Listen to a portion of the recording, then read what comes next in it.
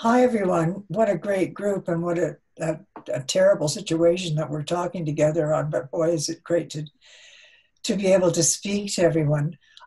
What I'm going to do is I'm going to do some hardcore astrology, and then I'll have a little sort of explanation afterward. But I just wanted to point out that on the 13th and 14th of January, I was very conscious of the Saturn-Pluto conjunction because I have one myself. And that it was on the 13th and 14th that it was conjunct with the sun.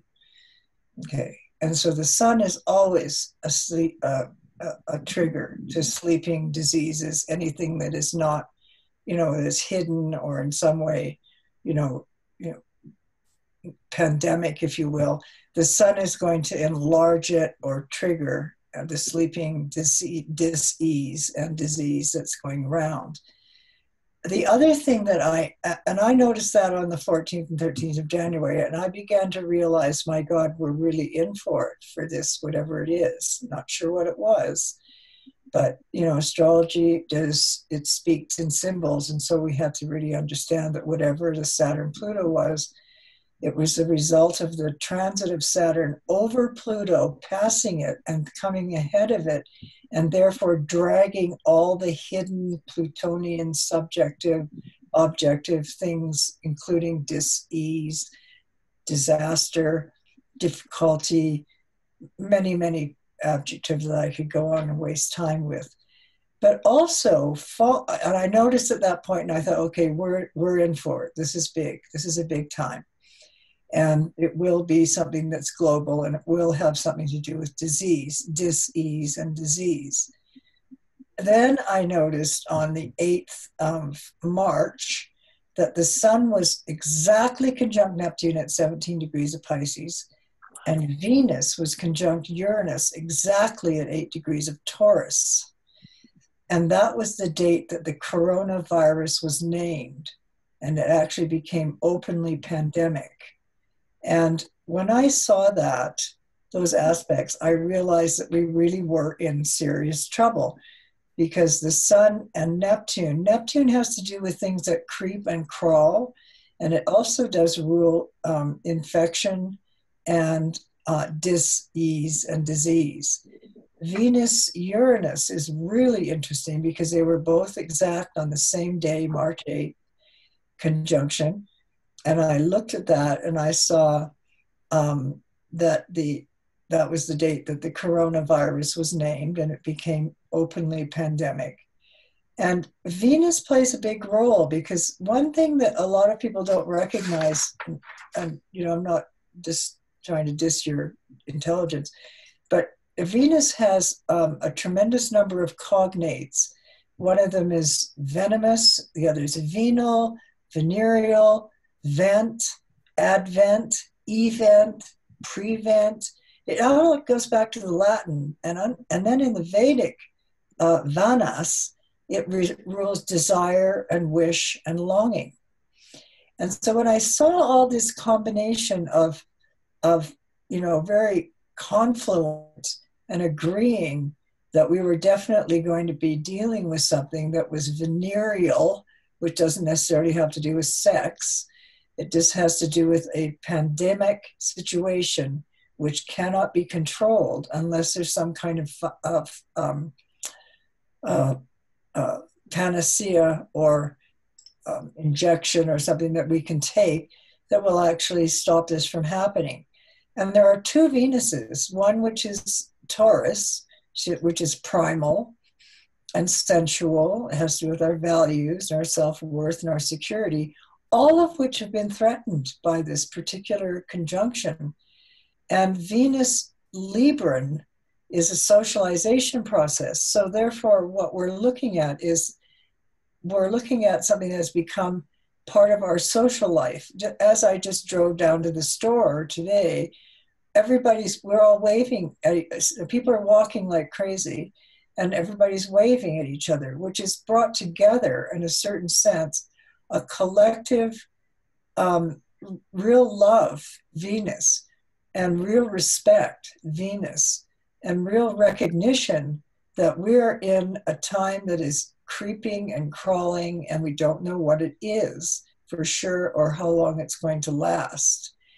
And so I think that the Venus Libra, the socialization process and bringing relationships into, really talking to each other and doing what you set up, Linda, where we can actually speak about things. It really is about, the key to mirrors of ourselves, so that when we think Venus Libra, we're looking in the mirror of all the others, seventh house, and we think Venus Taurus, it's our very, very body that's at risk. Venus Taurus, second house, our values, our finances, everything is at risk. And so there has been a very good and positive response in some countries that can do it, where, bills have been put off. We're looking at a very fantastic period of time of viral infection that really involves not just Venus, but Uranus, which is shocking. And also, it also talks about short term, because Uranian things usually pass rather quickly. This won't, because it has the connection with Pluto. And so, as I say, on January 13th, there was Saturn conjunct Pluto conjunct the Sun. And then on March the 8th, there was Venus conjunct Uranus and the Sun conjunct Neptune. And Venus is in Gemini this year for 5 months because it goes retrograde. So there's probably more to this than we can see. And that will go on from the May until June, when it goes direct on the 26th of June.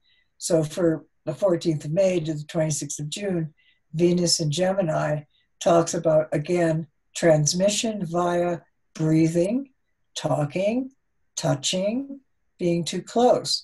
So for some reason, we've been put into an isolated situation, which none of us would have chosen. Some of us are, I'm sort of naturally introverted and sort of isolationist sometimes. But the fact is that, it's forced upon me. And I think that I wonder what other people on our panel here are thinking as well about these particular aspects. I just wanted to introduce the astrology as my opening. So if you have any question or anything, if there's time, please ask.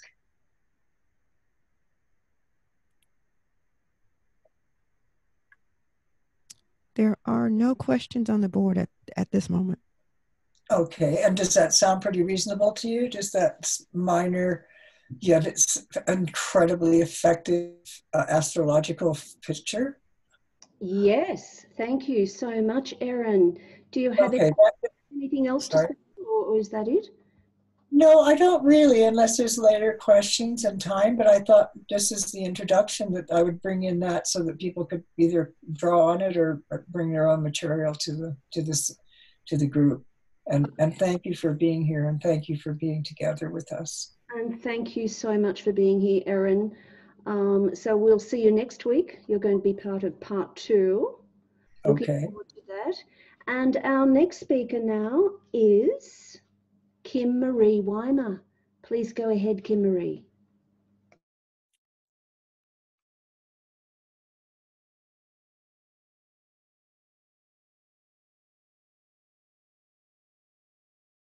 Hello, everyone. Thank you for letting me speak. Linda, EA Zoom, everybody who is showing up. As you can see on your screen, I put coronavirus astrology, Saturn in Aquarius. These are the dates from the beginning of Saturn in Aquarius to the end of Saturn in Aquarius. And I think what this shows is the timing in which we are all going to adjust to a new consciousness in our own personal lives and in the world on planet Earth. And I want to, first of all, discuss the word contagion, which is an Aquarius word. There is the psychology of contagion, which is when people will spread behaviors or emotions, etc., with each other. We know that like-mindedness in groups with Aquarius. And if you're liberal, you have these certain behaviors, beliefs, patterns. If you're conservative, you have others. but we also have contagions as physical diseases. And in general, this is when we can communicate a disease back and forth between our cells by close contact. And what are they saying about the COVID-19, which is the name for this new coronavirus? A common mutating virus that causes respiratory illness and scarring, I mean scarring of the lungs. Aquarius rules the lining of the lungs, that is spread by contact or close proximity. And of course, in the traditional medical world, we're not going to have a vaccine for this new virus for 12 to 18 months into the future. I also, though, want to point out that every single planet is involved with what is happening on planet Earth right now. I just put up a quick bit of keywords for you to look at on your screen if you want. Of course, we know that Capricorn and Pluto can be archetypes that relate to mortality. With Capricorn, this can especially cover the elderly, the children. It is also, as we've been watching since 2008, death and rebirth of political, corporate, and social structures. Look at what we've had going on in various countries over the last week or 2 weeks. For instance, in the United States, implementing social support via massive fiscal spending that nobody on the conservative side of things would even have breathed any support for 6 months ago. In general, in evolutionary astrology, Pluto rules viruses, bacteria, fungi, and prions. Prions are mutating proteins that the body can't process and function through. We only know them through the head, like mad cow disease, but prions exist in all organs and tissues of our bodies.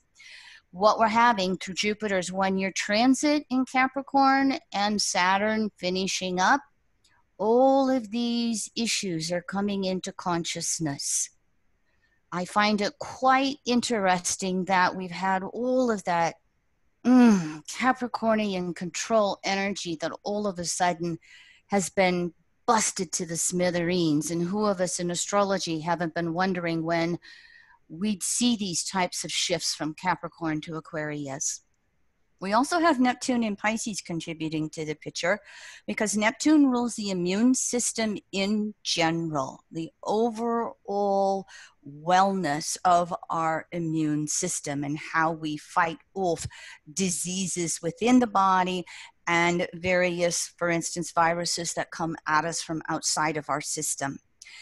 Neptune and the archetype it rules, Pisces, also have the rulership of nature in all of its manifestations, in all of its natural ways, in all of its wildness.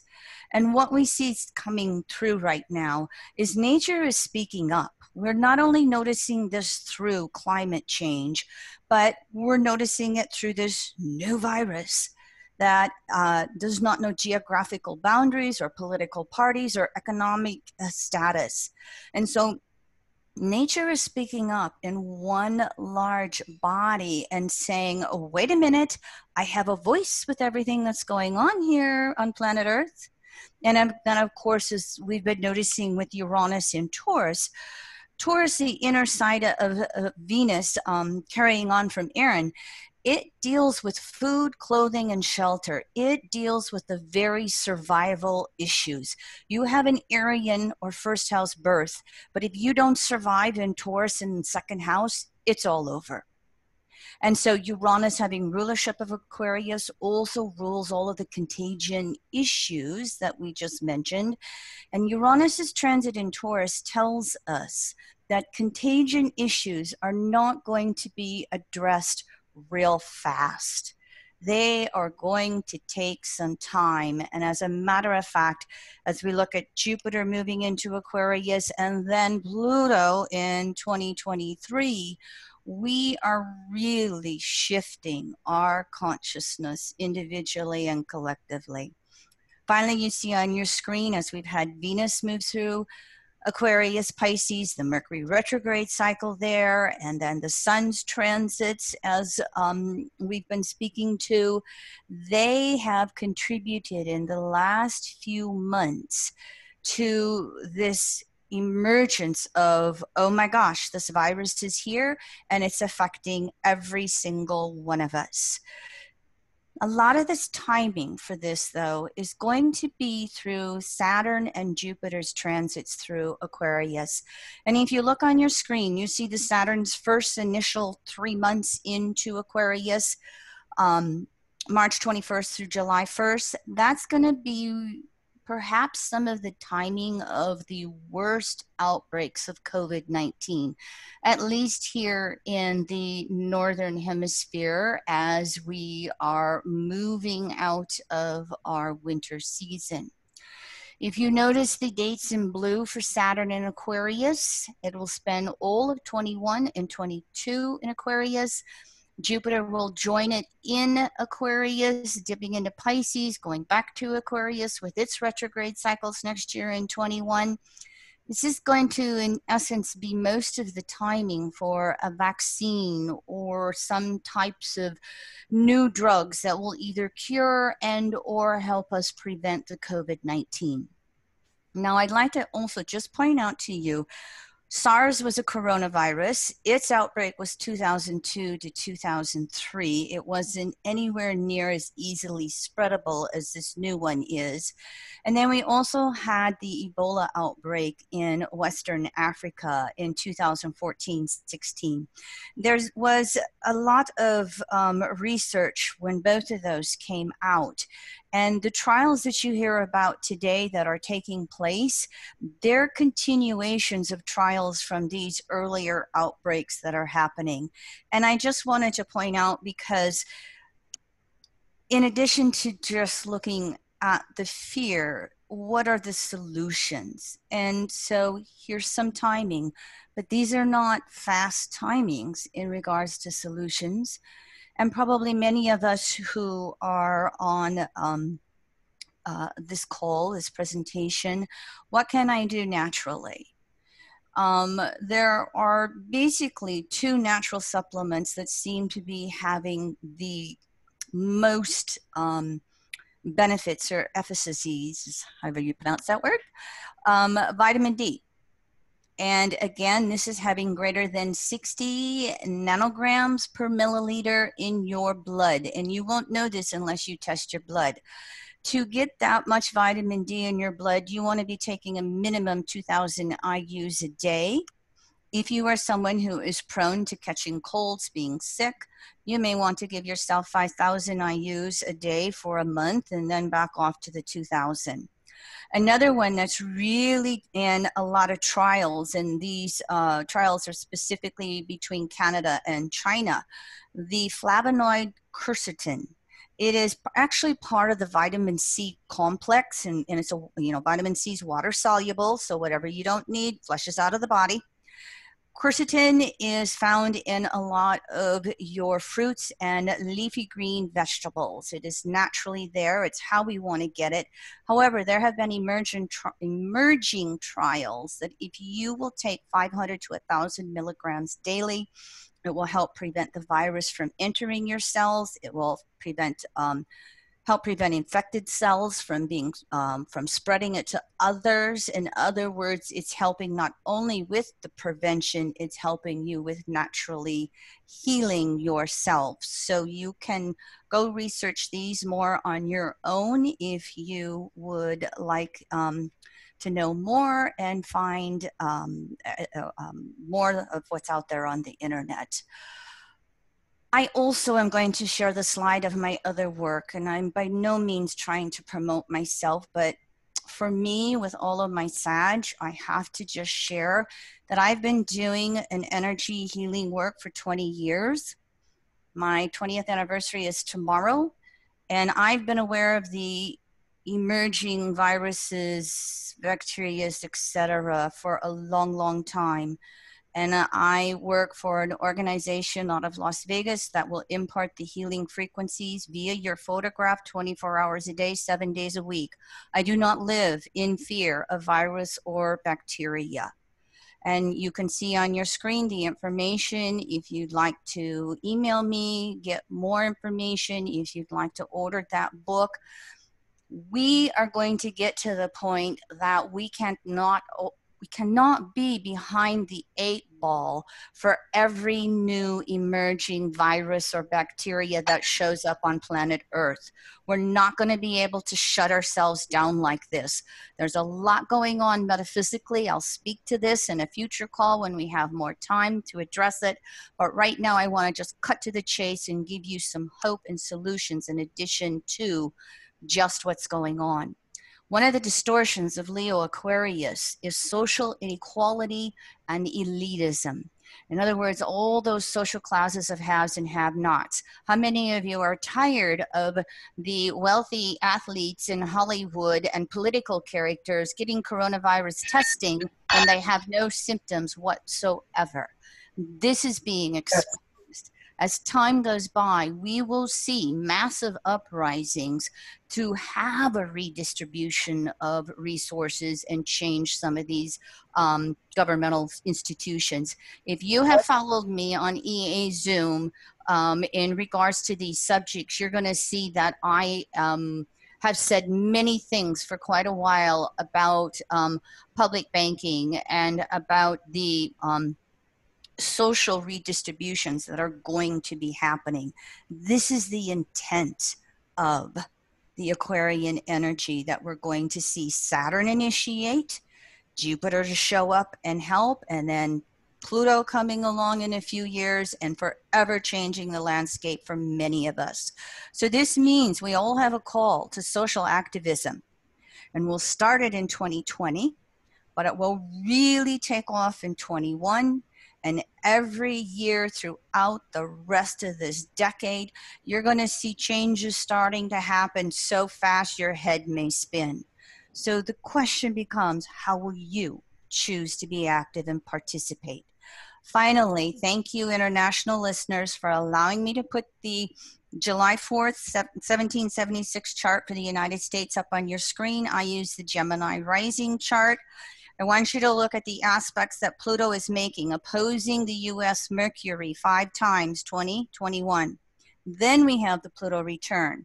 But what I want to point out here, and I will speak to this in more detail in the future. Sorry, we're way over. Neptune. I'm hearing voices. I have a quick question. Let me just say, Wanda. Neptune ruling the immune system. Neptune squaring Mars. Can you hear me? Yes, we can hear you, but we're going a little bit over time. My last slide. 2 overtime. These Neptune squares to the natal U.S. Mars, whatever July 4th chart, the oppositions to the natal Neptune. This coronavirus is going to affect the United States in major, major ways. And it is not going to be over in 2 weeks or in time for Easter. Thank you. Kim Marie, thank you so much. Okay, we now are going to move to Victoria Cooper. And if Kim Marie, if you could please stop your share. Victoria, could you please unmute? Linda, I don't know how to take myself off share. Did that do it? Yes, I did it for you. That's okay. Thank you. All right, Victoria, are you there?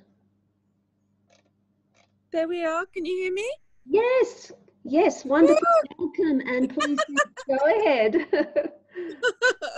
Thank you. Well, to pick up on, thank you, Kim Marie, picking up on your theme of changes to come, I took the view when I decided what to talk about that since we all know what is happening, we're deluged with it morning, noon and night, that I would be looking at what you were picking up on, what's going on as a result of this, what's coming down the line for us. And I thought to take for the initiating chart for my thoughts would be the WHO announcement of the global emergency. And that was on the 30th of January at 8:44 p.m., which is 1944 Universal Time, if anybody wants to just quickly flip up the chart. And we can see with that, that one of the themes that that has emerged very strongly as I'm looking at all of the charts that I'm focusing on is the theme of the moon. The moon is very unhappy in every single chart relating to this announcements and governments that I've been looking at. We've got the moon in Aries for that WHO announcement, and it's squaring the Pluto-Saturn. So the moon is in 8th house. So we're talking about, I mean, we're talking a global chart because this is WHO. And so we've got the moon in the 8th house. Also resident in the 8th house there is Uranus, widely squaring that same Pluto-Saturn. So Pluto-Saturn in Capricorn, moon in Aries, and moon is saying, whoa, something I'm really not comfortable with at all. The other thing I noticed from that chart is we've got the nodal axis sitting in Cancer Capricorn, and this is square to Lilith and Chiron. So we've got there's a whole theme that the universe is presenting us with, which is about Mars is about our constitution, our vitality, our immunity. And we've got Chiron sitting right there with Lilith that's saying, yeah, all isn't really well. Somehow in there, we're smelling something is going on behind the rhetoric. Now, I thought I would look forward with that chart to the solar return. Let me just pick it up again. The solar return chart for the 2021 of that WHO announcement. Yeah, this is interesting. We've got the moon just shy of midheaven. The midheaven is at 143 Virgo, and the moon is at 2619 Leo, and it's opposing Mercury in the 3rd house. That's falling right across the MCIC axis. And we've also got one other aspect of moon, which is the quincunx to Pluto in Capricorn again. So moon is very, very, very unhappy at the messages that are being received in relation to this outbreak, in relation to power structures, authority that may have been assumed, as you quite rightly said, Kim, authoritarian developments that have been assumed. And in that solar return chart, everything is square to everything. So the Pluto is conjunct Venus, and it's square to Mars and Uranus. So we've got a sense of global dissatisfaction. Now, remember, the backdrop to all of this was that globally we're already having riots in France, in Colombia, in Iran, in Hong Kong. Algeria is less in the news, but I remember writing a list of about 11 or 12 countries that seemed to be politically and socially on fire before this broke out. And I think that what I noticed with the Saturn-Pluto conjunction is that they were already in parallel of declination for getting on for a year before the conjunction actually took place. So we were already getting the vibe of that. And I think from this chart, the WHO chart, this really shows that globally, that process is still going on in relation to any authoritarian measures that are taken. Now, just on a non-astro note, I read on minds.com this afternoon that when the vaccine comes, what they will say is that they want a digital signature that you've had the vaccine. So that will be in your little chip in your arm. and you won't be able to travel or do anything. We're going to go, the plan is for us to go like China, that we have a lot of social restrictions, and it'll be like a kind of social credit. Except it'll be like a digital vaccine credit. So whether or not everybody is happy with that, I don't think they will be. So I think something like this and other similar measures will kick off an inflamed and enraged public all over the world. Now, I'm English, and you can probably hear. So of course, also I'm looking at the chart, the 1066 chart, getting on for 1,000 years old, which seems to be really applicable every time for England. As somebody said, you can't call it UK, that was 18 something or another. But anyway, it still does seem to apply to the UK because the originating... 1066 and all that.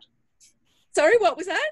1066 and all that. Yeah, 1066 and all that. Indeed. So with that chart, as we've got, looking at the nodes again, I always go by the nodes. The nodes are like the headlines, quietly displayed in the market square, and everything else is playing out in the market square. So we always need to see what the nodes are doing. And the nodes are, of course, approaching the world point of 0 degrees Cancer and 0 degrees Capricorn.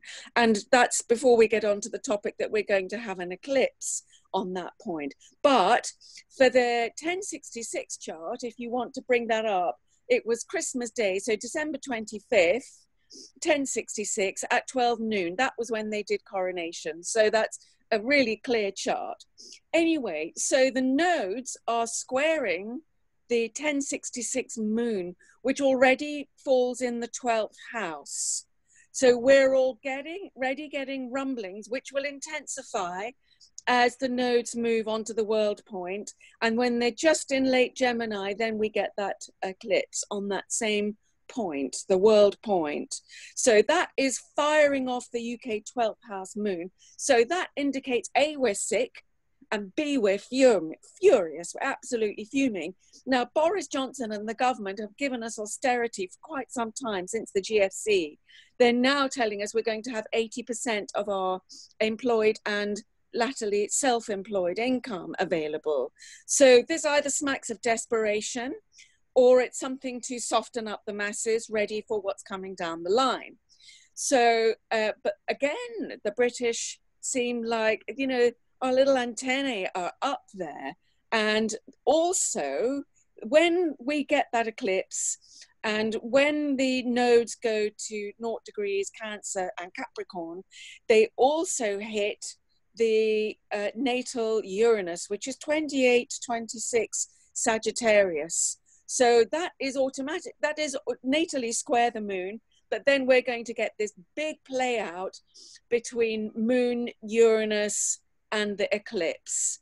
And I think you can tell the flavor of that for yourself. So the eclipse will fall in the 1066 third house.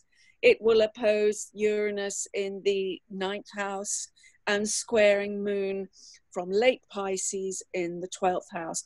By the way, that moon in late Pisces is about to get beleaguered because moon, sun, I always allow 10 degrees. That's going to be beleaguered by the continuing transit of Neptune. So I think there will be sickness. Crystal, the world points are the cardinal points. So 0 degrees Aries, 0 degrees Cancer, 0 degrees Capricorn, 0 degrees Libra, okay? So that's, and of course the Aries point is 0 degrees Aries. So that is going to be very inflammatory for the UK public. Again, I went to the solar return for that chart. So just looking here again. Solar return. Sorry, chaps, just I'm on astro.com here, so just getting that up. And again, we've got the moon totally beleaguered, and she's opposing, let's get the correct thing up. She's opposing the Pluto-Saturn placement, and she's opposing also at the same time Sun, Mercury, and Jupiter. And again, there's a T-square between all of that Moon, Pluto, Saturn opposition. And this time we've got the square coming from late Aries. We've got Mars at 27 Aries, square to apex of the square to the Moon at 21 Cancer, and then Pluto at 24 Capricorn. So, you know, and of course, if we are mandated to have vaccinations, then of course that's perfectly described by Mars in the 6th with Uranus. So that's technology being introduced with something painful through the skin in the house of health. So, is that the bell? Yes. So that's the picture. That's the picture. The strike, just one last thing, the striking thing between the solar return of the 1066 and the solar return of the WHO chart is they have almost identical angles, which I thought, yes, the bell sounds great, but I thought that was a very stunning thing. So the one that WHO chart is playing into a lot of stuff. So just expect ramifications down the line. Yeah. Okay. Any questions? Oh, sorry. any questions? If Nura is not able to ask her question, she had one in the chat. She would love to hear more about the world point and how that's tying in for global evolution. Well, that does obviously affect those points affect everybody. So they're very heightened in energetic impulse. They're cardinal. So these are the sort of flags, if you like, of what humanity is thinking, what their agenda is. It's like you go into the classroom and here's today's lesson when it's on the world point. That's what you're going to do. That's the exam. That's the syllabus. So it's stuff that really sort of resonates very closely in us. Oh, I've got to do this because that's the cardinality. Doing this, doing that. So, and we've got one in fire, one in earth, and you know, one in water, and one in air. So it's all parts of us. Okay, Victoria, thank you so much. Sorry for interrupting. We really have to move on. Thank you so much. I'm so glad you got on in the end. And that chart we're referring to was the pandemic announcement by the World Health Organization, 30 January 2020, 8:44 p.m., Geneva, Switzerland. Thanks again, Victoria. Okay, cheers. Cheers, everybody. Michaela, please come on. Me? Hello? Michaela? Hello, can you hear me? Yes. Oh, great. The screen is frozen. Oh. Is that okay? Yeah? Yeah, great. How's okay. that? Right, that's fine. Great. Okay. Right, so, yeah, coronavirus. Well, yeah, it's intense. So anyway, so this is a picture from, I'm actually doing a series on EA Zoom called The World Soul, the Anima Mundi, which is about alchemy. So I think I'm doing part 7 next. Anyway, in the last few parts, I think it's the last 3 maybe, I've been discussing Stanley Kubrick's The Shining. So in it, the premise of the series is that I follow the thread, the alchemical thread, and I don't know what's coming up. So don't shoot the messenger, you know. Anyway, so this is a picture from the film, The Shining. So it's a picture on the wall in the apartment in the first part of the film. And it's of a horse, as you can say, a black horse with a train coming towards it. So what I discovered, if you watch the series, is that the horses do represent, the horse is a horse, but it actually represents further on, it represents the 4 horses of the apocalypse.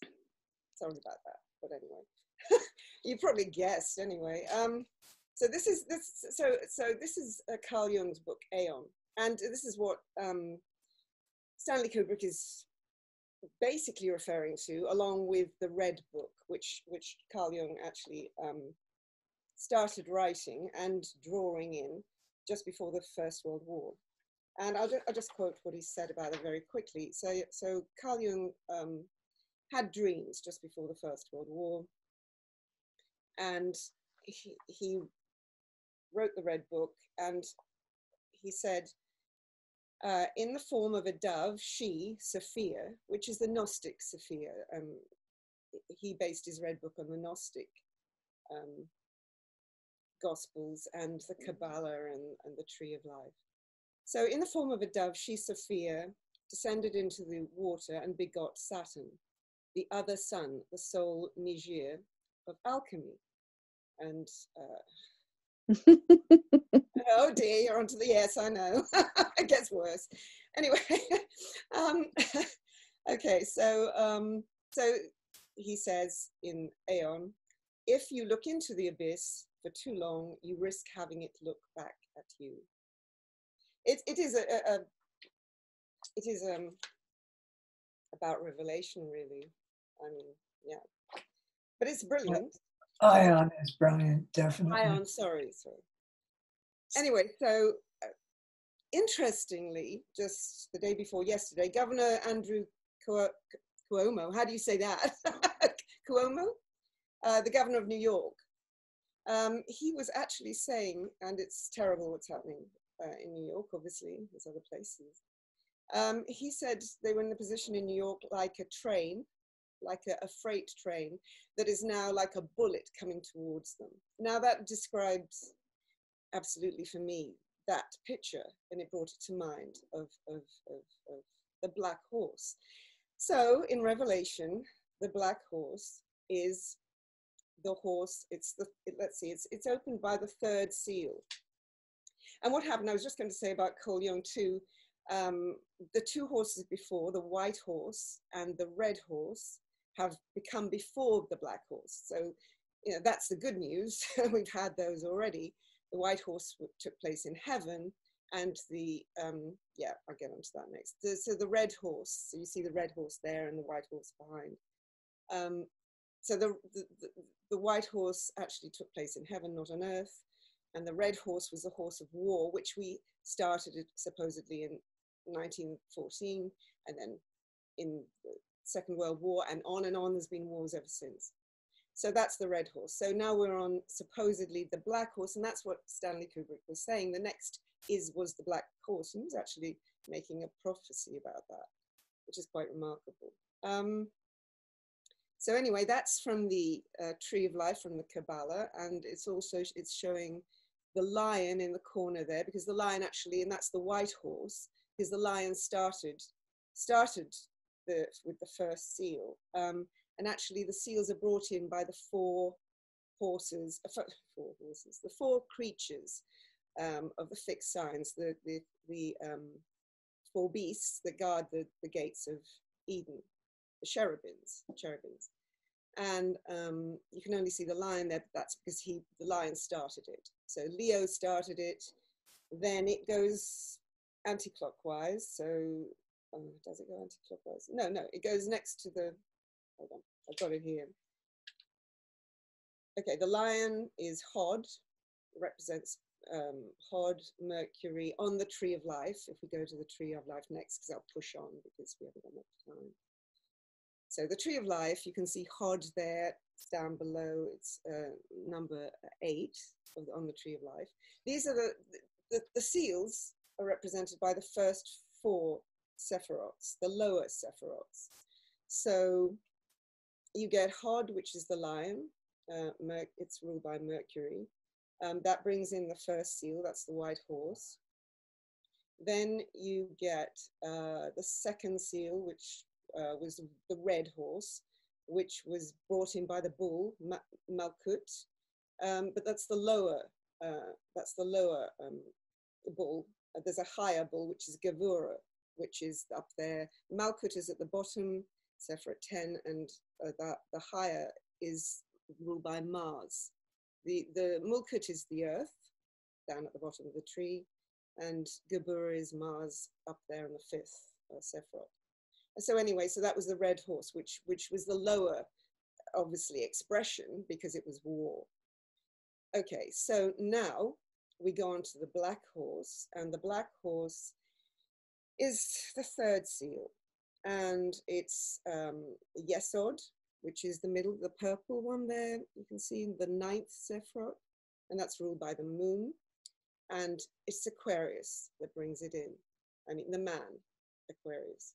So obviously this is the age of Aquarius coming in, at least for 100, we were in the middle, 100-year period between 1917, which was in the middle of the First World War. And we reached the middle, and I explained that before on the panel discussion. And now we're in the 100-year period of a 200-year full period of going the transition into the age of Aquarius. So anyway, so we get Aquarius. So it was remarkable that Kubrick actually was pinpointing this with the black horse. Excuse me, Michaela. Yeah. We have a question as to what has this got to do with COVID-19? I'll get to that. Okay, thank you. Yeah, I know. I'll get to it. Okay, so anyway, so that's it. That's the basic layout of the horses and the Sephiroths and the seals. I can't go into detail, but that's it. Basically, I will go into detail in the next Zoom Anima Mundi, which is April 16th, I think. Okay, so here, as you can see on the Tree of Life, the tarot is represented in the Tree of Life, and I asked for a tarot to represent, to draw, to talk when I was trying to get some feedback on the spiritual feedback on the COVID-19 virus. And I drew this, which seems very appropriate because it is the sword, Ace of Swords, with the corona around the top. And that actually does represent in, if we go on to the next one, it does represent Excalibur. So Excalibur is pulling the sword from the stone. So anyway, so I'll go on to the next one, the final one. But it is an act of will. It is like, so what basically is being said, whoops, I haven't got long to go. So what basically is being said, that we are living in the days of the first four of the seven seals, which is from the white to the pale horse. We haven't got the pale horse is next. Anyway, so we are on the black horse, and as you can see, there was a balance on the black horse. So the black horse is to do with capitalism. It's to do with the economy. It's to do with finances. So the black horse does represent world crashing economies. And it comes from our attitude to, our greed, our misrepresentation of capitalism, to it's the natural consequence of our misused powers. And that's what the black horse is about. And it's not great, obviously. It's going to cause hardship. It's going to represent hardship. It doesn't cause anything. It represents the hardship of a failing economy, which you could see in the full moon, last full moon we had. Uranus conjunct Venus in Taurus. Anyway, so quickly, I'll finish on the pentacle if I can there. Pentagram, that's the tetragrammaton. Is it possible to get that back quickly, Linda? And I can just finish on that. Yes, which one? That one, yeah. The top one. Okay, so this, yeah. So, okay, so you can see the pentagram, the last one. Hang on. So what I wanted to say about COVID, before I talk about that, quickly, okay, was the tetragrammaton, which is the last slide. The last slide, which is the star, the gold star, the flaming star it's called. That's the very last one that we were just on. the last one? Okay. So anyway, so the Tetragrammaton goes on numbers, mathematics, geometrical patterns, and on words. It is the word, it is the logos it goes upon. So when you look actually on at the word COVID, you can separate it to the C, first of all to the C, which for me represents, if you link it to what I'm talking about, the crown Kita, which is at the top of the tree of life, represents the infinite, the top of the tree. Hokmah, also the sun of God, that is, represents the zodiac. The zodiacal belt is associated with the 12 signs or constellations. The 12 constellations are what the Bible calls the 12 tribes of Israel. Each tribe has many children, sparks of light that have descended from Hokmah through the 9 Sifrots of the tree of life into Malkut, the 10th Sifrot, which represents earth, the physical, into matter, into action. So that's the C, and also horseshoe bats. I mean, that's a horseshoe. Anyway, that's what it represents. It brought to my mind. Okay, so anyway, Michaela, I'm very sorry, but we really have to move on to the next speaker. Oh, okay. Can I just say though, very quickly about the void, because contained in the voice, the word is the void, which is next, which is the abyss, which is death. And there is a good part to that. Unfortunately, it takes so long, but I can continue the good part on my next thing. But anyway, the void, but also 19 represents Mulkut, the earth, and number 1, which it reduces to, represents the magician and okay. the one. Thank you so much. We really have to move on, and we'll now have Anthony Picco speaking. Please go ahead, Anthony. And sorry to do that, Michaela, but we're... No. I just wanted to give us a sense of hope after that. We're always running late. Okay, thank you. Thank you very much. I just want to start by saying my birthday is January 14th. I'm having a great year. Now, I want to kind of cut to the chase here and really kind of strip things down. Saturn and Pluto, when they come together, you go all the way down, strip it to the bottom. It's either limitations on the masses, which is Saturn to Pluto, or Pluto to Saturn, transformation of our cultural structures, of our societal structures. We go back to the last time Saturn and Pluto came along, and it's in Scorpio, and it suddenly brings along HIV and AIDS, and suddenly we have to re-examine our social relationships in an intimate way. There's your Saturn and Pluto in Scorpio, really kind of forcing us to readdress how we interrelate with each other sexually and intimately. Go back to the previous 1947, yes, 1947, Saturn and Pluto are in Leo. It's the beginning of the Cold War, and we're having the problems with people identifying themselves. It's like Leo. It's like, well, I'm Russia. No, I'm Germany. I'm East Germany. I'm West Berlin. There's a lot of arguments going on about what our identity are. We go back to 1914, the previous time Saturn and Pluto were limiting and transforming, and we have World War I. So there's a lot of transformation of structure going on. Personally speaking, I think COVID-19 is just one part of the big picture. And although it's, of course, right now, right here, very dramatic and very intense, and look at how it's forcing us to change our behavior, I think this is triggering a real plunge into the Aquarian age. You know, I've looked at, over the last 30 years, I've seen an incredible number of people taking up the spiritual stuff. I've seen more astrologers coming out of everywhere. Reiki, nobody knew about it in 1980. Now everybody and their brother can do Reiki. Everywhere I turn, there's more and more of this spiritual metaphysical stuff coming out, which is interesting to me because I think every one of us are creating our own spirituality, which is really kind of an Aquarian thing. The individual, the water bearer, in service to society. So we're moving out of the Piscean age and into the Aquarian age. Now I know all of us astrologers can argue all day and night about when the Aquarian age started. It goes on for a couple thousand years, so give or take a couple of centuries, I don't care. But I think we're entering a period where we're actually finally getting to the work of the Aquarian age. Okay, Now I'm going to bring in a side topic here very quickly. I'm a huge fan of the Seth material. If you don't know who that is, Jane Roberts channeled some books of an energy entity who talked about a lot of metaphysical and spiritual stuff.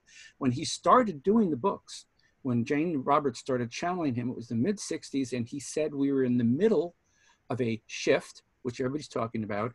He said it's about 150 years, and that was about 60 years ago. So we're coming to the end of the shift when things have to change.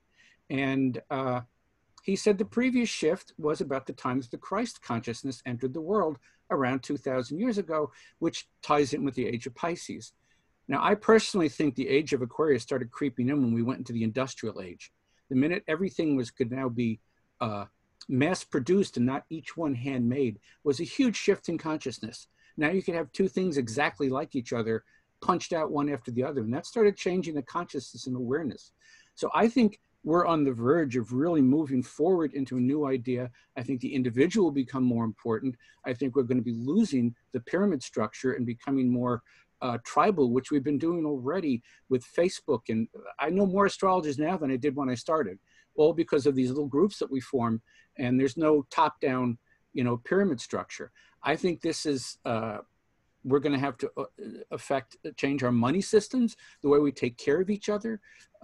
And this is just the beginning of it. Obviously, later in the year, Mars is going to be squaring this whole Capricorn thing. And where does it happen? It happens right on Election Day for America. I don't know what's going to happen on Election Day, but I don't think it's going to happen anything that we expected it to happen, whether it's Biden or Bernie or the Trump. It may not play out the way we expect it. And I think what we're facing now is we cannot go back to the way we were.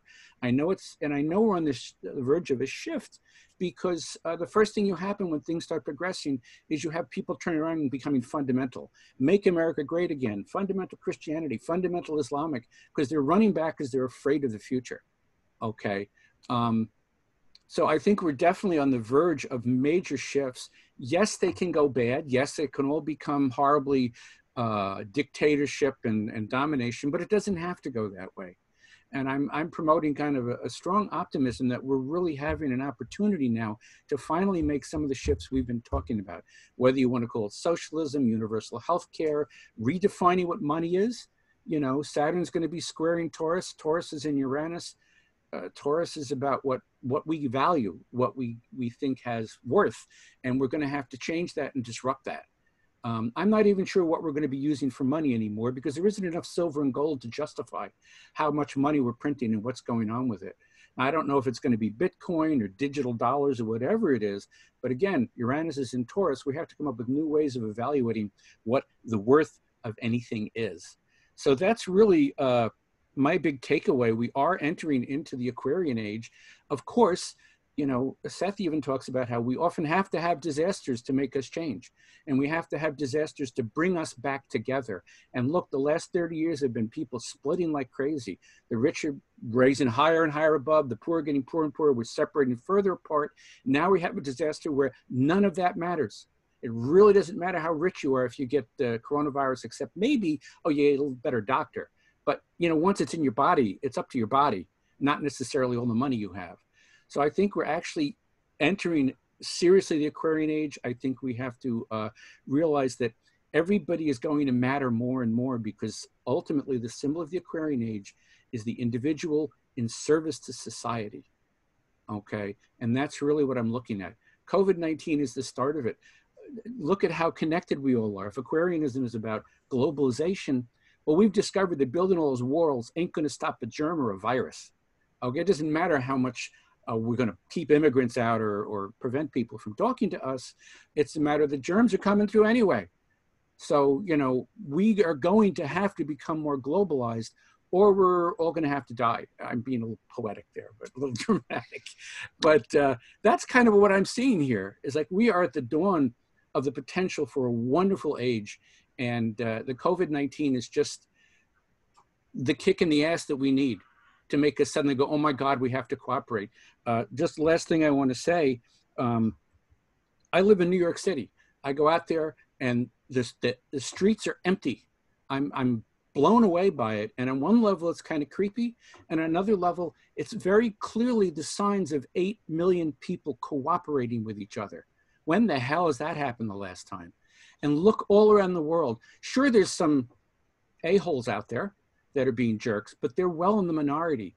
People are helping each other shop. People are helping each other get through this stuff. People are sharing stuff.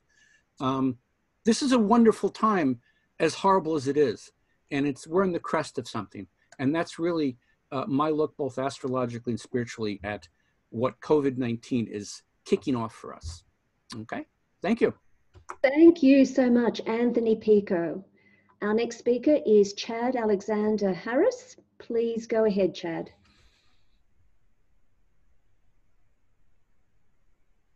Hello.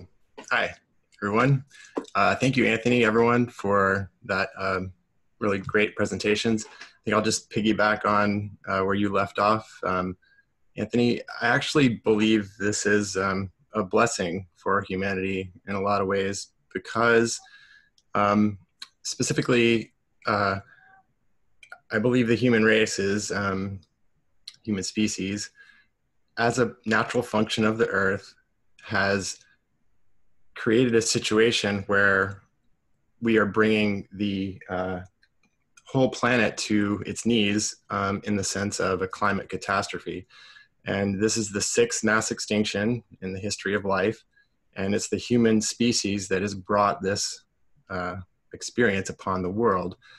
And we've done that specifically mostly because we see ourselves as separate, the subject-object division between us as separate from nature, which we're not. And I believe this is an event that is showing us how we're not separate from nature, specifically related to how we are attempting to control nature. So control is Saturn, and nature is Pluto, in the sense that Pluto is the underlying biological forces, and in this sense, a virus, in this case, a virus. And what's happening, you know, throughout the history of viruses and bacteria, relationship to humanity, it's our relationship to it in the sense of how we domesticate animals or control them or whatnot. And the barriers we put, Saturn barriers, boundaries between us and what we perceive as other, and the violation of those, or the transmutation of them or whatnot. So in many ways, I think this is an event that's happening because of the larger climate catastrophe that's taking place. And this is just a symptom or an example of that larger issue. And it, like you were saying, Anthony, it's the first time in my lifetime, and then since basically the moon landing, maybe 9/11, but it's much more broad than that, that the whole human species, the whole human collective consciousness is actually focused on one thing. And this is actually what's necessary for us to move beyond the climate catastrophe, because it's a collective effort. It doesn't matter if America does the Green New Deal or whatnot, that the whole world has to do this in order to stop the carbon emissions. So this is kind of potentially a precursor to a larger transformation that's taking place. And so I'll tangent there. So like a lot of my understanding of reality comes from Stan Grof and Richard Tarnas. And Stan Grof's research surrounds the birth process itself. And what's happening is the Saturn-Pluto combination has to do with the death-rebirth process. Saturn is death, and Pluto is the transformative rebirth energy. And so what we see in these processes that, like 9/11 is a death rebirth contraction, that we're being, dying and then being reborn in a sense. But that's also when SARS came out in that Saturn-Pluto opposition. And it's interesting, like you mentioned, Anthony, AIDS, HIV came in the previous conjunction, 80-84, but MERS developed right at the edge of the Saturn-Pluto square, 2012. And also in 2009 was the avian flu. And now we have COVID-19 with the conjunction.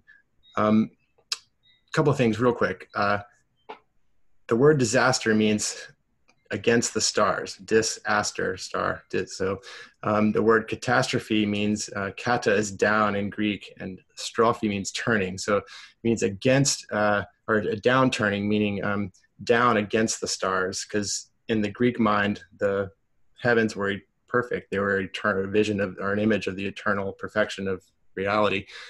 and anything going down was against that perfection. So what we can see in disasters or catastrophes is that we are not in alignment with the stars, with the movement of the whole. And the word crisis actually means like turning point in the evolution of an illness, where a decision is made that we can make a change.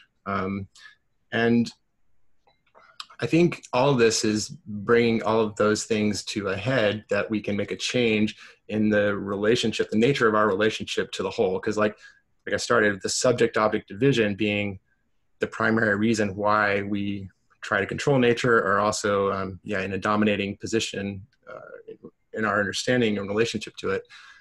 But what the astrological perspective demonstrates, and what this event demonstrates, that we're not separate. And the astrological perspective specifically, for up until the Copernican revolution, we thought we were connected to them and the gods were speaking through us, and we almost thought that they were, we would describe it as the God made us do this. But we differentiated after the Copernican revolution and forged a new autonomous self. And that self is yet to make this connection back to the cosmos. And that, I believe, is what's at stake. We are a disaster. We are a walking catastrophe if we're not in coherence, we're not in alignment, we're not in relationship, conscious relationship with the larger movements. And I believe that's kind of what's happening. Like, the human species through the modern era is just out of alignment. We see ourselves as superior to nature and to the gods or whatever. And, all of that has to shift in order for us to survive. We cannot go on thinking that we're superior and separate from nature and exist. It just won't work. So back to the Saturn Pluto, like the way it's coming through, I'll go back. The Black Plague from 1347 through 1353, there was a Saturn Pluto conjunction 1350 through 1352. So in the heart of this Saturn Pluto conjunction was the Black Plague, which killed 1/3 of the population of Europe. I mean, and what actually followed that was the Renaissance. So it destroyed a tremendous amount. And so tremendous Pluto destruction, Saturn, or think about this, like in every Saturn Pluto period that we've been in recently, 9/11, the financial crisis, 2008, and now we're in the grip, Saturn, of overwhelming forces, Pluto. In this case, it's biology. Before it was terrorism, economic. These are forces that we are at the mercy of, in a sense. But one thing that really struck me in this whole talk, and I'm probably running out of time here, but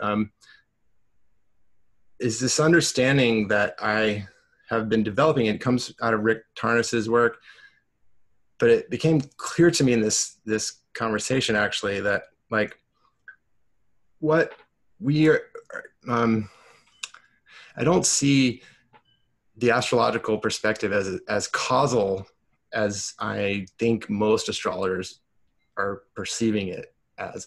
And that, I think the reason we're perceiving it that way is because we are thinking in Newtonian mechanistic causal relationships. But that's not the way the universe ultimately works. This is a kind of a limited understanding that developed out of the modern 17th century science.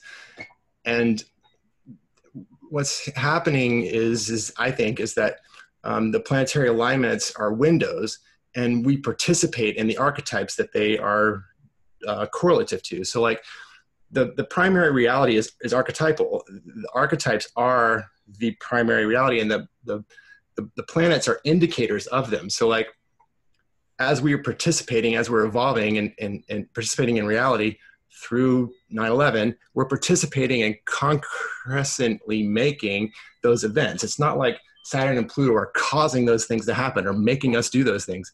We are evolving and we participate in the archetypes. The archetypes are broad.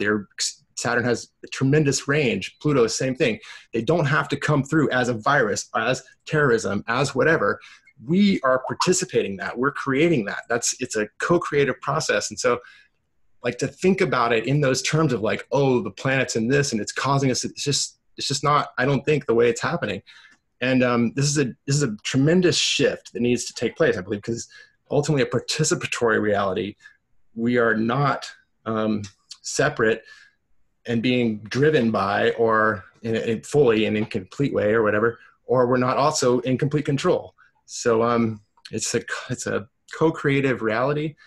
And yeah, I guess I'm running out of time, I think, but I think the ultimate lesson here ultimately is that we're striving to move beyond the subject-object division and recognize our embeddedness, because we're an embedded participant. The astrological perspective demonstrates how our psyche is not separate from the movements of the planets. We're participating in their motions, and the more we're aware of them, the more consciously we can co-create with their archetype, with the archetypal energies that they represent. Yeah, we'll leave it there. Thank you so much. And Erin, did you want to unmute and share? Yeah, I really enjoyed your integration of ideas and thoughts there. I wish I could see you right now, but I can't. Oh, there you are. Thanks. Hi. Yeah, right. This is great, because this is exactly like I was introducing it. And I said in the beginning, as you said, the planets don't make anything happen. Mm-hmm. But when we see the coherence and the confluence of the experience and the planets, and you look at them, you go, holy, yeah.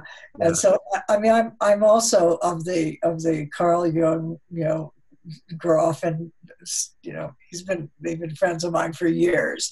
Mm-hmm. And so we all think about the same things in the same way, only differently. And so I'm just wanting to say thank you very much for bringing this aspect of thought into this panel, so that we can broaden our belief systems and our ideas and our consciousness, recognizing that, the planets don't make us do anything. However, they describe precisely what's going on. And that is what you were saying. And I thank you very much. Thank you, Erin. I appreciate that reflection. Yeah. Thank you. Great. Thank you very much, Erin and Chad.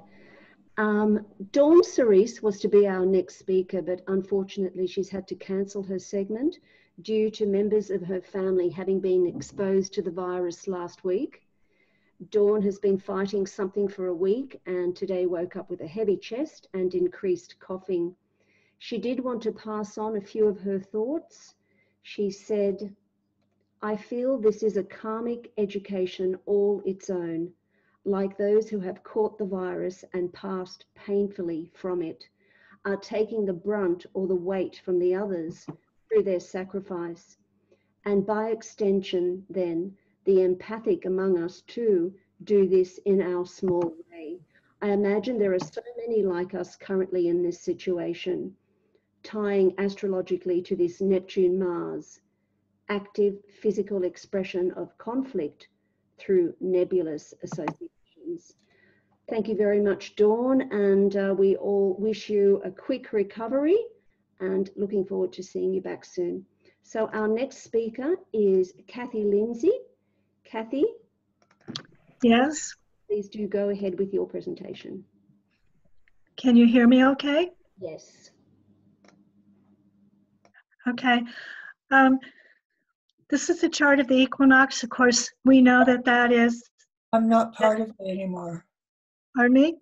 How do I get back here? I'm sorry. I'm lost somehow. I'm not. You're still here with us in the meeting. Oh, okay. It's just a whole different picture. I'm not getting everybody. Thank you. Sorry. Can you see the chart up on the screen? Okay. Can you see the chart up on the screen? Yes. The chart up on the screen? Can you see it? Yes. Okay. Thank you. Yes. Okay. Thank you. This is the chart of the equinox and which is the astrological new year. And the two things I wanted to point out, I believe this whole virus thing is kind of like the universe is speaking to us. And like you were saying, the planets don't make us do anything, but we receive their energy. They give us the opportunity to move forward or to move back, or to accept the energy or not to, or to take it to the higher side or the grayer side. And the two things that I think activated the virus is the stellium in Capricorn. Of course, you know, Pallas Athena, Mars and Jupiter and Pluto and Saturn, and the fact that they're squaring Eris. And Eris brings chaos and discord. And Eris is, I mean, she's pretty ornery. She started the Trojan War. She likes to see the chaos, and then she likes to watch the chaos afterwards, after something happens. And you know, that's kind of what's happening. I believe the universe is speaking very loudly, because the other thing that I was looking at with Pluto, Pluto does rule pandemics, and the nodes of the moon also are connected to viruses.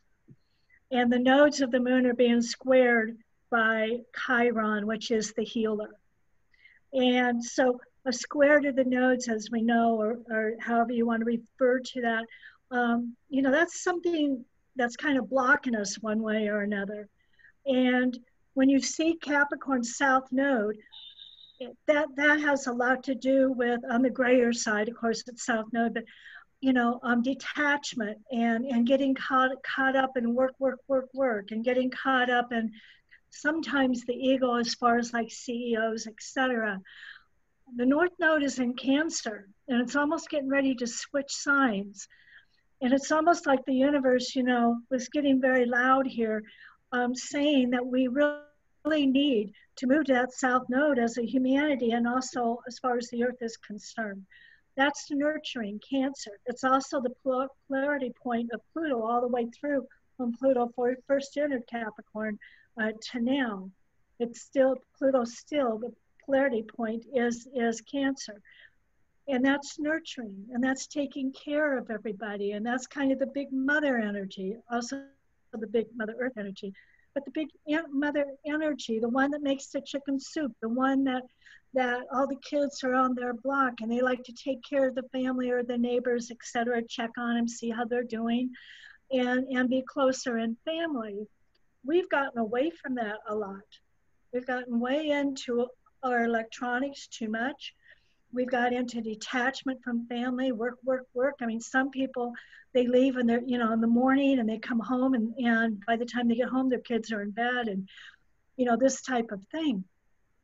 And that healing, that Chiron, which at the equinox was conjunct the sun too, was very, very important. It's like we need to bring that into balance. It's not that we need to get rid of all our electronics or get rid of trying to work. It's like we need to bring it into balance. We need to be able to work and be in our electronics when we need to, but we need to focus on family. We need to focus on the earth. We need to focus, you know, on our kids or our neighbors or whoever it is that we have the opportunity to nurture. And I think this is a very big message from the universe at this time. I mean, we're at a real turning point. Kind of a karmic crossroads right now, you know, and Pluto's, you know, in a couple of years be in Aquarius. Saturn went into Aquarius on Saturday. We have, you know, all these major planets, Jupiter and Saturn permanently in Aquarius, you know, by December 17th or so. That's all about community and humanity. The nodes switch in May. That's why I think this all happened. It's like the universe is going, you guys have got to start balancing this. We need the nurturers, we need the family, we need people to watch out for each other and not get caught up and detached all the time. And this karmic crossroads, it's kind of like we're in radical transformation right now.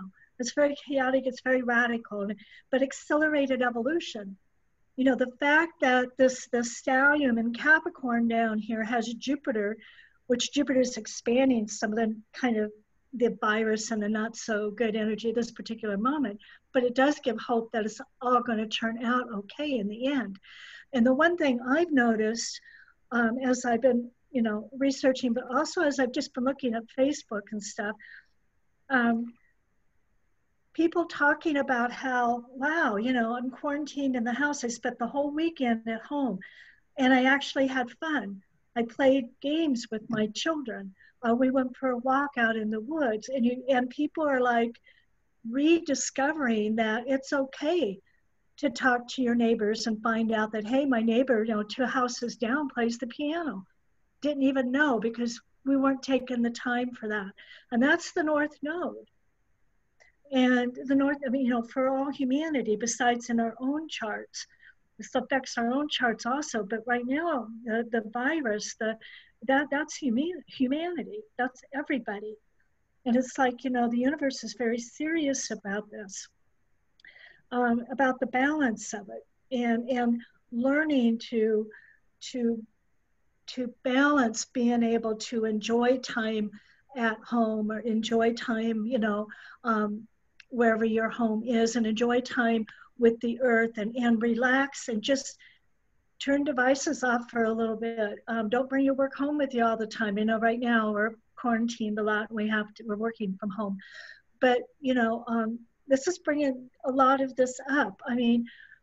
When I saw this out a year or so ago, and I was watching this conjunction come up, squaring Eris, I knew something was going to happen, and I kind of thought, well, maybe to pull everybody together, and where we start working together and nurturing each other. And I thought, well, maybe we'll get invaded by aliens from outer space or something.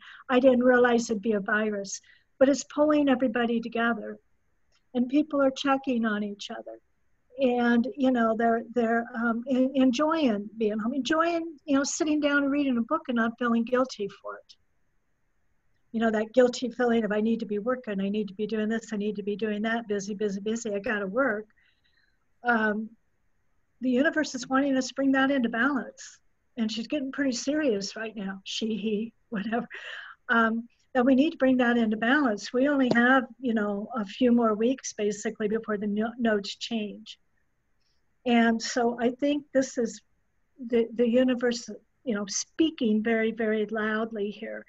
That nurturing energy, that big mother energy, and the fact that the nodes, which the Cancer North Node is being squared by Chiron, which is the wounded healer. This is a wound that we have on the earth that needs to be healed. This is all humanity that needs to be healed.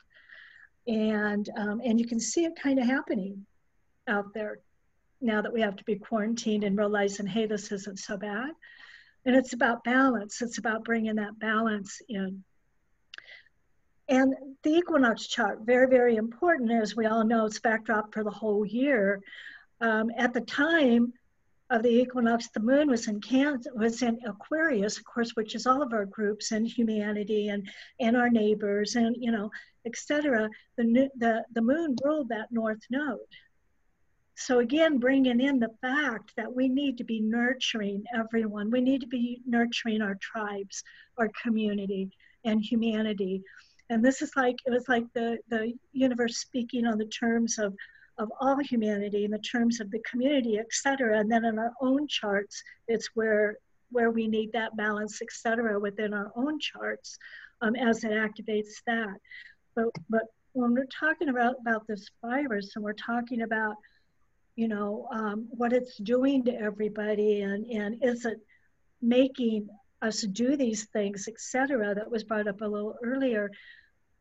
Actually, to me, it's putting it kind of in our face. It's putting in our face what we realize we need to release right now.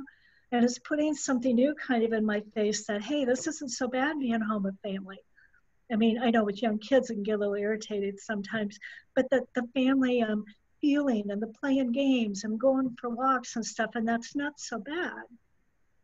So if this opportunity hadn't been presented to us, we would have missed that nurturing Cancer North Node up there, and to move out of the detachment of work, etc. Does that make sense? Oh, yes. Cathy, thank you so much. You're welcome. Ryan, are you there? Ryan Evans? I am here. Excellent. Go ahead, please. Hello there. This is Ryan Evans talking, certified evolutionary astrologer with Stephen Forrest. and a bunch of other people. And today we're chatting about the current pandemic and its effects on the population of this planet and the astrological correlates.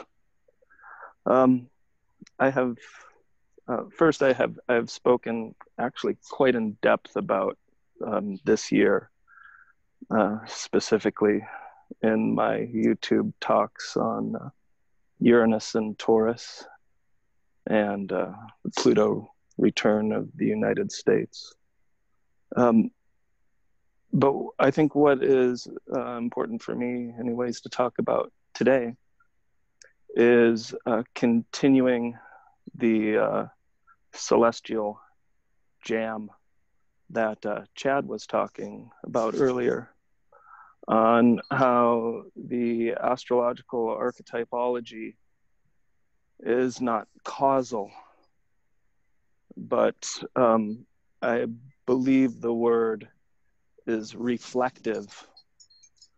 The astrology, the geometry, the electromagnetism and the gravitational web of the planets in the solar system and our collective intention and projection of myth and meaning onto that and the seasons reflect the evolution of consciousness in we humans. Why not dolphins? Well, I don't know. Maybe they have an astrology to themselves. But we humans have this incredible capacity for love and this incredible capacity for creativity and this incredible capacity, especially as evolutionary astrologers, for evolution. And so I believe, and it is a belief, that there is no good or bad. There is no, you humans have been horrible things, and so now I'll punish you with plague and locusts. I firmly believe more that every astrological configuration describes potential for conscious growth and evolution with us, no matter what it is. Death, birth, your birthday party, or the breakup of a relationship, whatever it is, joyous or tragic, provides us an opportunity for growth and evolution. So it is, in my opinion, that the current situation that we find ourselves in collectively with this current pandemic is merely reflective of some needs that the archetypes are asking for us to integrate into our being. So assuming the chart of the Saturn-Pluto conjunction square Eris, that's the one that I'd like to use for what I'm about to say. They're mid-January of this year. Saturn and Pluto come together and asks us to take a really deep, hard, conscious, honest, brutally honest sometimes, look, Pluto, at the structures, the system of governments, the system of economy, the system of healthcare, the system of any system, Saturn and Capricorn. Take a look at those structures and to ask ourselves what isn't working, what is in need of transformation, what are the limitations, and what do we need to do to transform in order to find the structures that do work. The square to Eris there, I believe one of the manifestations of Eris is to throw a golden apple into our stuckness. If there is, if we can't get it by, you know, conscious chatting and talking, you know, sometimes things get a little crazy. Sometimes things kind of need to get a little crazy sometimes to make us aware of those things that need to change. And so if we're stuck, Saturn, that square to Eris, will say, let me throw a little monkey wrench in there. Sometimes it's the grease, but let me see what I can do. And so, you know, just looking at those, you know, again, with any astrological challenge, to ask those higher questions. Uranus and Taurus is asking us, you know, what is really important? What is it that really, really matters? And so the current situation is, again, you know, others have mentioned this, but it's giving us an opportunity to really look at what is important in our lives and what does keep us solid and grounded, and what things can we do? What resources do we have that, you know, we can utilize? We have soil, we can order seeds, we can learn how to do that for ourselves. Uranus and Taurus, I said many moons ago to my struggling farmer friends back in 2008, 9, 10, 11, 12, when many of us were going bankrupt. Rest assured, when Uranus moves into Taurus, the meek shall inherit the earth, and the farmer shall become king and queen.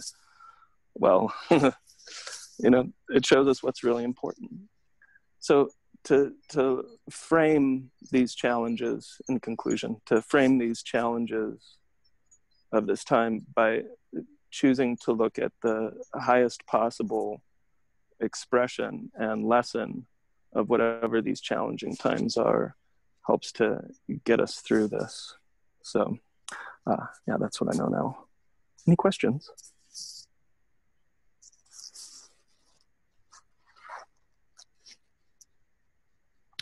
No, there's no questions in the chat or on the Facebook group.